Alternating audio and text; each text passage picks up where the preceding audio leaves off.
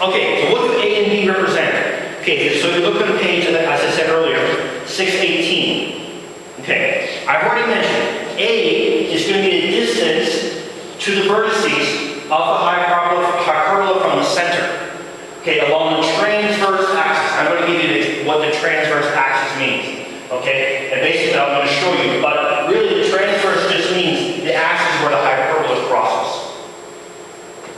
Okay, so if you look at page 618 again, A figure 7.17 and 7.18. The transverse axis on the first one is the x-axis. The transverse axis on the second one is the y-axis. Okay? Now, B is a distance from the center along the non-transverse axis that determines the spread of the hyperbola. We're going to talk about this. So basically we're going to make a rectangle. Remember rectangle like this, right? 2A, 2B, or 2B, 2A, depending which order it is. Okay? Around the center, or around, well, either the center or 0, 0 for the time being, or the center of the hyperbola, which we'll find. Okay? And this is where the oblique asymptotes are going to come from. The asymptotes are going to cross through the corners of that rectangle. So if you have 2A here, 2B here, right? From the center, you know, where these guys meet, here and here, or where the asymptotes are going to cross through. Okay? So that's what B really represents. B is kind of hard to see initially. You have to draw it out. Okay? Okay, so that's A and B. So basically, this is the first thing. A is where you're going to, where the actual hyperbola touches the axis, crosses the axis. Okay. So here's an example. Here's the first one. Again, x squared over 9 minus y squared over 16. Again, as opposed to a list, the sizes here don't matter per se. Okay? This 9 part, okay, because it's x squared is positive, it's going to be open. It's going to open this way. You know, it's going to open like this. Okay? So, and because it's 9. Again, the square root of 9 is, well, we're going to plus or minus 3, right? It's going to cross, you know, minus 3, 0, and 3, 0. Okay? And that's called the transverse axis. Doesn't have to be bigger or smaller. That might be ellipse.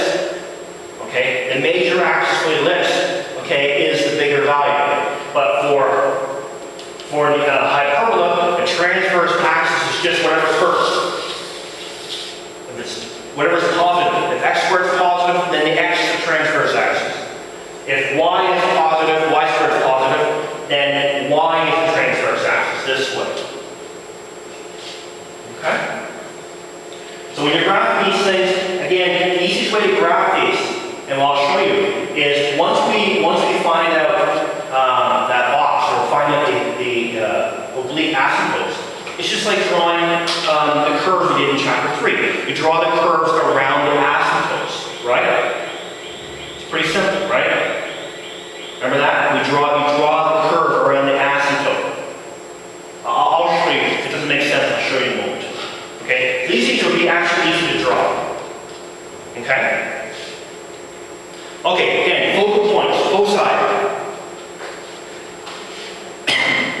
Again, also on page 618, example 1 says, finding vertices and foci from the hyperbola's equation. So, foci, or the focal points, again, are just it's very similar to what the ellipse is, except it's just plus now. So C is just simply a squared plus b squared square root. So it's nice, right? And again, the foci, the focal points are along the transverse axis.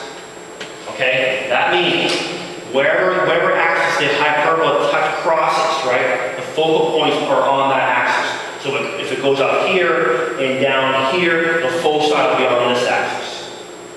Or where it's going to be. Okay? So again, the focal points are on the transverse axis. Okay? And basically it's the same thing as before, right? You're going to move C units along the transverse axis plus or minus the center. Okay? Plus or minus the origin. Okay, so it's exactly the same as an ellipse. The same process. Okay? So let's have a look at an example of that. Okay? So describe the parabola, hyperbola, not parabola. 4y squared minus 25x squared is equal to 100. Okay? So 4y squared minus 25x squared is equal to 100. And that gives you, basically, if we divide both sides by 100, we get y squared over 25, right? Minus x squared over 4 equals 1. Okay, so we know right away what? Because the y squared is positive, it's going to be like this, right? You got to know that first thing. That's the first thing you got to know. Now, what's your a squared? Remember, your a squared is always the first